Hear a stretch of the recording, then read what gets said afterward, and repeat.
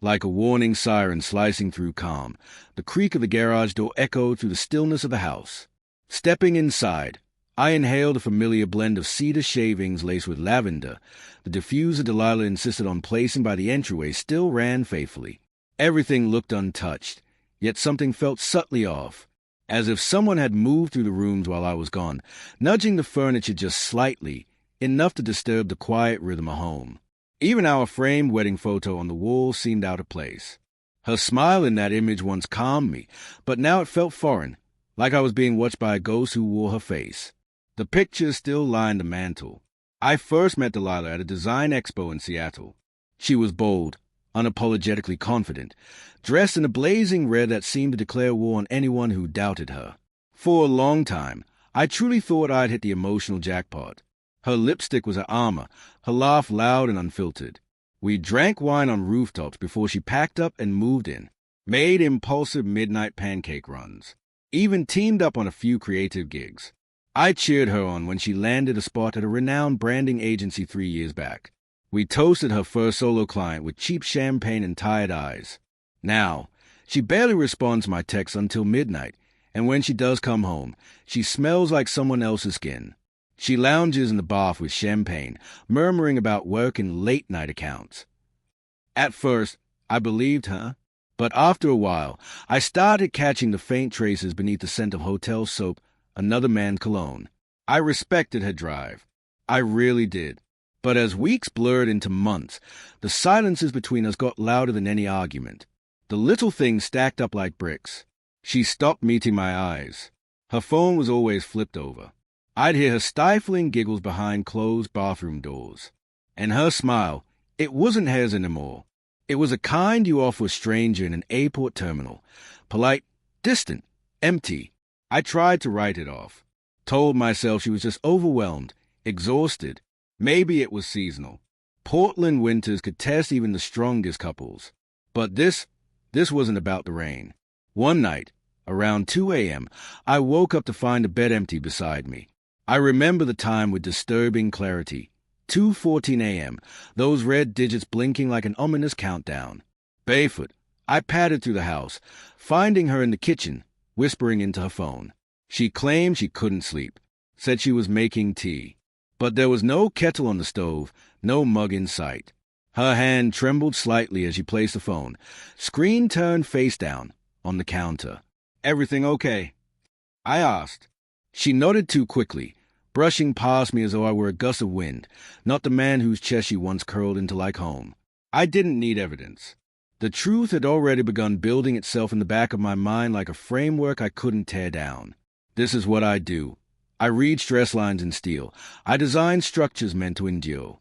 But this was something else. This was collapse. She kept avoiding my gaze, kept staying late. So, a few days later, I logged into our joint bank account. The answers were right there. Car rides she never mentioned. Transactions I couldn't place. Charges at rooftop bars and boutique hotels. Pickups from addresses that had no reason to exist in our life. I used to believe her. Her excuses about dead zones and missed calls, how her phone conveniently lost signal or went straight to voicemail. She always had a reason, forgot to charge it, back-to-back meetings. But somehow, her battery was full enough to send me snapshots of salad bowls and work lunches. I wasn't being paranoid. I gave her more grace than most would, again and again. But even grace has boundaries. And when I finally reached mine, I started documenting everything, the way an architect inspects a building before it crumbles. Quiet, systematic, thorough. The final blow didn't come with noise. It came with a picture. She'd left her iCloud account logged in on her iPad. One evening, while casually browsing, I stumbled onto a selfie. Delilah, half-lit in a dim room. Behind her, someone. I zoomed in. A man's face, blurred, maybe asleep, or pretending. Her lips slightly parted, a softness I hadn't seen in months. The album title, Past. But I sat there frozen, not angry, not devastated. Just aware of the slow decay, the damage already done. In my work, when a structure begins to fail, I trace every fracture. I follow every crack until I understand the collapse. So I made a vow. If she thought she could dismantle me in silence, she was going to learn the difference between stillness and strength. What she mistook for quiet was just a calm before something far more powerful. That same night, I sat alone in the garage. The cold creeping in through the seams felt almost poetic, unwelcome, but honest. My mind returned to that photo, her body folded into another man's silhouette, in a space that used to be mine. That album name wasn't some nostalgic nod. It was a flag, a warning, an expiration notice on everything we built. And I did something I never imagined I'd do. I tapped her phone, not out of spite, not to hurt her. It was survival, the instinctive act of a man watching his world fracture beneath him. When you're standing in the wreckage, you only have two choices: reinforce or walk away. A former client of mine had moved into cybersecurity. He owed me, sent me a private tool, an app that silently mirrored her phone. Messages, calls, location data, everything. But he gave me a warning before I installed it. Once you open that door, you can't unsee what's behind it. He wasn't wrong. Within hours, it flooded in texts, call logs, location pins. Her phone wasn't just a device.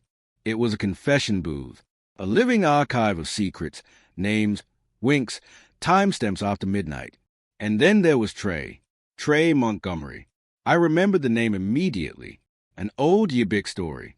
She told me once he'd broken her heart, left her feeling cheap, forgettable.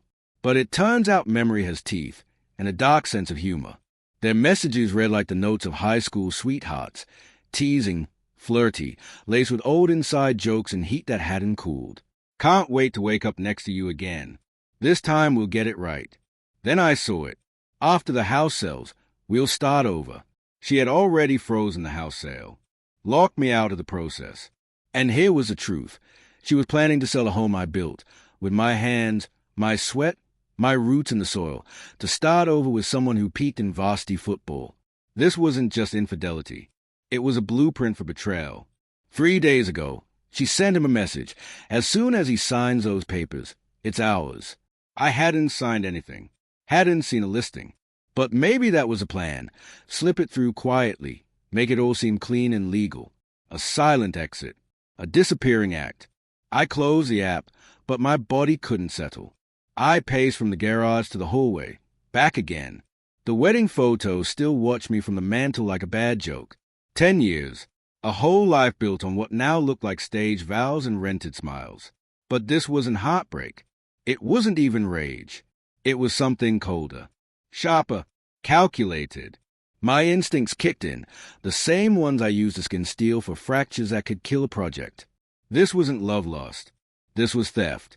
So I started documenting. Screenshots, dates, conversations, call logs. I archived it all, stored backups. I knew it would get ugly, but I wasn't afraid of the mess. By midnight, I was done pretending, done playing the fool for a woman who chose a memory over a man. But I wasn't going to scream, wasn't going to shatter plates or beg for truth. I was going to outmaneuver her. She thought I wouldn't move a piece. She didn't know the game I was playing. I evaluate foundations for a living. I don't fall apart. I rebuild, stronger. And when the storm hits, I won't be the one buried beneath the wreckage. I'll be the one holding the blueprints.